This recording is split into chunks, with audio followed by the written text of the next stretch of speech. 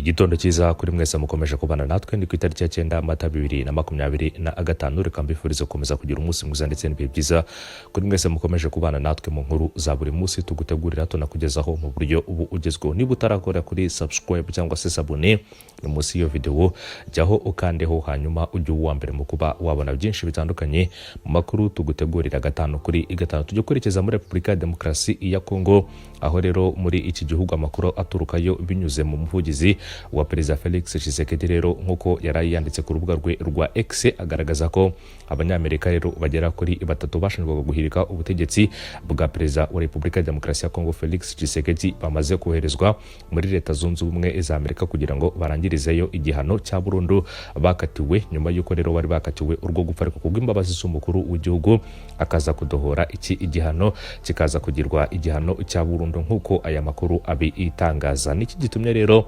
Repubulika ya Demokarasi ya Kongo yohereza aba banyamerika uko ari batatu muri Leta Zunze Ubumwe za Amerika nkuko dukugiye kubirebera hamwe muri aya makuru ku buryo ubu urambuye. Ndakubwira byinshi bitandukanye kandi uraza kumenya byinshi ku makuru arebana na Joseph Kabila watangaje kwifuza kugaruka muri Repubulika ya Demokarasi ya Kongo. Hanyuma se kandi umujyanama wihariye wa Perezida Donald Trump yaganira iki na Perezida w'igihugu cy'u Rwanda nyuma yo kuva muri Repubulika ya Demokarasi ya Kongo. Ibyo byose uraza kugenda ubimenya. Abanyamerika bagera kuri batatu bari bafungiye muri Repubulika ya Demokarasi ya Kongo baraye basubiye iwabo nyuma yo kudohorerwa igihano kijyanye n'uruhare mu kugerageza guhirika ubutegetsi kwaburijwemo mu mwaka ushize wari muri Repubulika ya Demokarasi ya Kongo. Kuri uyu wa kabiri w'icyumweru gishize Perezida Tshisekedi kandi yari yadohoye igihano cy'urupfu akigira igifungo cya burundu kuri Marcel Malanga Malu, hakaza witwa Tyler Thompson ndetse na Zalman Polon Benjamin Leuben nkuko aya makuru abigaruka. Bari bakatiwe igihano cy'urupfu rero muri Nzeri mu kwezi kwa 9 mu mwaka wa 2024 cyemezwa n'ubucamanza bwa gisirikare ku itariki ya 27 Mutarama uyu mwaka, kiza guhindukana kuko ku itariki ya 9 Werurwe muri uyu mwaka. Itangazo kandi iryo kuwa kabiri ryasohowe n'ibiro bya Perezida wa Repubulika ya Demokarasi ya Kongo rivuga ko igihano cyabo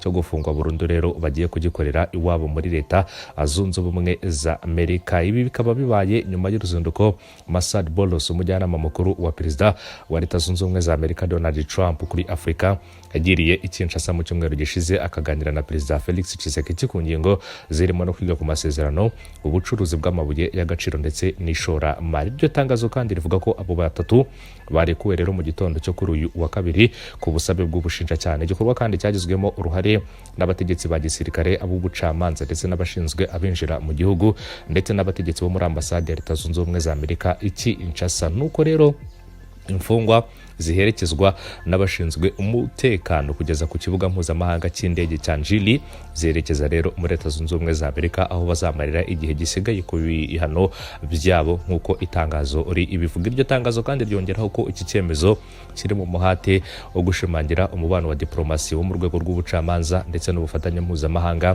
ku bijyanye n'ubutabera n'uburenganzira bwa muntu hagati y'ibihugu byombi. Muri Nzeri 2024 abantu bagera kuri 37 barimo abo banyamerika batatu, umwongereza, umubirigi ndetse n'umunyakanada bakatiwe igihano cy'urupfu nyuma y'uko urukiko rubahamije kugerageza guhirika Perezida wa Repubulika ya Demokarasi ya Kongo. Bose hamwe abantu bari 51 nibo baburijwe cyangwa se nibo baburanishijwe n'urukiko rwa gisirikare. Iburanishwa ryabo ryagiye ritangazwa kuri radio na televiziyo by'igihugu. Amakuru avuga ko abo bagabo bashinjwaga kugaba igitero cyo ku itariki ya 19 Gicurasi 2024 ku ngoro ya Perezida ndetse no ku rugo rwa Vital Kamerhe, umukuru w'inteko ishinga amategeko ya Repubulika ya Demokarasi ya Kongo. Kugeza kuri ubu ngubu icyo gihe wari uri hafi kugera kuri uwo mwanya. Christian Malanga akaba umunyamerika ukomoka muri Repubulika ya Demokarasi ya Kongo, n'umwe rero mu bakekwaho kuba ari we waruyoboye uwo mugambi. Yiciwe muri icyo gitero hamwe n'abandi bantu rero bari ko umwe bagera kuri 5 mu bo rero bari kumwe muri icyo gitero. Bose hakaza rero kuvamo abagera kuri 5 bakicwa barimo na Christian Malanga waruyoboye iki gitero. Gusa umuhungu we Marcel Malanga akaba ari umwe mu banyamerika bagera kuri 3 basubijwe iwabo. Mbere yaje kubwira urukiko ko se rero yari yaramukangishije kumwica iyo yanga kwitabira icyo gitero Marcel. Witwa Tyler Thompson rero we yari asanzwe ari inshuti ya Marcel. Ubu ngubu rero uko ari babiri bafite imyaka 20 y'amavuko bakinanaga umupira w'amaguru muri leta ya Utah muri leta zunze ubumwe za Amerika. Umunyamerika kandi wa gatatu witwa Benjamin Zerman Polon akaba rero yararakoranaga ubucuruzi na Christian Malang. Igihano cy'urupfu kandi cyari kimaze imyaka igera kuri 20 kidashyirwa mu ngiro muri Repubulika ya Demokarasi ya Kongo. Abakatiwe igihano cy'urupfu rero ahubwo bagafungwa burundu. Muri Werurwe kandi muri 2024 leta ya zunze ubumwe rero cyangwa se Repubulika ya Demokarasi ya Kongo yakuyeho iryo hagarikwa ryo gutanga icyo gihano, ivuga ko bikenewe ko abagambanyi bajya bakorwa mu gisirikare kidakora neza ikindi kandi cy'icyo gihugu. Ariko kuva rero icyo gihe nta gihano cy'urupfu cyangwa se nta gihano cy'urupfu kigeze gishyirwa mu bikorwa muri Repubulika ya Demokarasi ya Kongo nk'uko aya makuru abigaruka rero kuva mu myaka 20 ishize. Gusa rero urukiko rukaba rugikatira abantu n'ubundi igihano cy'urupfu, ariko nanone rero bakagaragaza ko iki gihano kitagishyirwa mu bikorwa muri Repubulika ya Demokarasi ya Kongo. Twerekeje rero mu gihugu cy'u Rwanda. Mu yandi makuru ndakubwira ko witwa Teta Sandra yamaze gusaba imbabazi ku magambo aherutse kwandika. Ni amagambo rero urwego rw'igihugu rw'ubugenzacyaha RIB rwatangaje ko rero amagambo uyu mudamu yakoresheje yanditse ku mbuga nkoranyambaga afatwa nk'ingengabitekerezo ya jenoside, cyane cyane gupfobya jenoside yakorewe abatutsi mu 1994 kuva ku itariki ya 7 Mata 2025 ubwo hatangizwaga icyumweru cyo kwibuka ku nshuro ya 31 jenoside yakorewe abatutsi. Uyu mubyeyi rero witwa Teta Sandra yashyize ubutumwa kuri Snapchat ndetse na WhatsApp avuga ko yibuka abatutsi bishwe ndetse n'abahutu n'abandi barwanyaga jenoside. Aya magambo rero yakomeje kuvugwaho cyane, bamwe bayafata nko kuvuga ko rero habaye jenoside ebyiri bikaba binyuranyije n'amategeko y'igihugu cy'u Rwanda. Umuvugizi wa RIB Dr.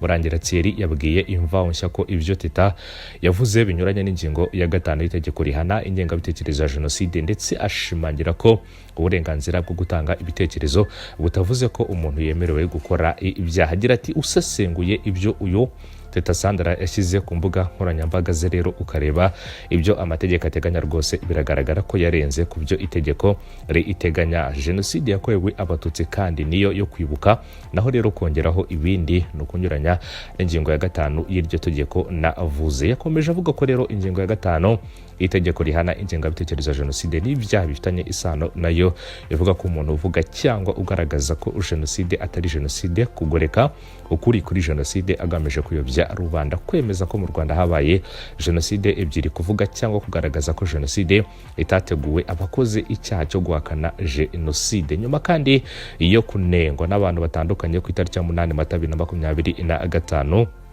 Teta Sandra rero yaje gusaba imbabazi, avuga ko ubutumwa bwe bwumviswe nabi kandi ko yafatanyije cyangwa se yifatanyije n'abanyarwanda mu kwibuka jenoside yakorewe abatutsi. Teta Sandra rero wabaye igisonga cya nyampinga wa SFB muri 2011, ubu ngo batuye mu gihugu cya Uganda aho abana n'umugabo we Wizo, akaba n'umuhanzi uzwi cyane muri icyo gihugu, akaba rero ari muri Uganda nk'uko aya makuru akomeza kugenda abigaruka. Yasabye imbabazi rero kubirebana n'ubutumwa yari yamaze gutangaza. Ikindi kandi agaragaza ko rero akwiye cyangwa se ari kwifatanya n'abanyarwanda bose muri iki gihe cyo kwibuka. Gusa rero amagambo yatangaje urwego rw'igihugu rw'ubugenzacyaha rwo rukavuga ko rero bigize icyaha cyane rero kirebana no gupfobya, ariko by'umwihariko rero amagambo yatangajwe akaba afatwa rero nk'ingengabitekerezo ya jenoside, cyane gupfobya jenoside yakorewe abatutsi mu 1994. Muri ibi bihe byo kwibuka rero hajya hagaragara cases zitandukanye z'abantu rero batangaza ibintu bitandukanye. Ushobora kubitangaza rero mu kutamenya cyangwa se ukabitangaza ubigambiriye. Gusa rero ibyo ni ibyaha bihanwa n'amategeko ku muntu uwo ari we wese urenga rero ku cyo amategeko avuga kuri jenoside yakorewe abatutsi. Ibyaha rero by'ingengabitekerezo ndetse n'ibyaha byo gupfobya jenoside yakorewe abatutsi ni ibyaha rero bihanwa kandi ku rugero rwihanukiriweho cyane rero, bitewe nuko rero jenoside ari ikintu gikomeye cyane. Ibyaha byayo rero ndetse n'abagaragaza ingengabitekerezo yayo rero bigaragara ko akenshi cyangwa se ibihugu cyangwa se n'igihugu muri rusange kiba tarashyizeho amategeko kugira ngo bahane umuntu wese ugaragawe muri ibyo bikorwa, kuko rero ari igikorwa navuga ko kiba kidakwiriye ku muntu uwo ari we wese. Reka rero mbashimire, mbifuriza gukomeza kugira umunsi mwiza ndetse n'ibihe byiza. Gahunda z'amakuru yacu nakagaruka, uraza gukomeza gukurikirana byinshi bitandukanye mu makuru araza kuba agezweho mu nkuru zacu ziheruka cyangwa se mu nkuru zacu ziraza gutambuka mu masaha make ari imbere. Uraza kumenya byinshi bitandukanye mu byo umujyanama wa Leta Zunze Ubumwe za Amerika mu karere cyangwa se mu by'ubukungu wa Donald Trump yaganiriye n'umukuru w'igihugu cy'u Rwanda. Byose ndaza kubikugezaho, ndakugezaho kandi andi makuru arebana n'uwahoze ari perezida wa Repubulika ya Demokarasi ya Kongo Joseph Kabila wamaze gutangaza ko yifuza kugaruka muri Kongo.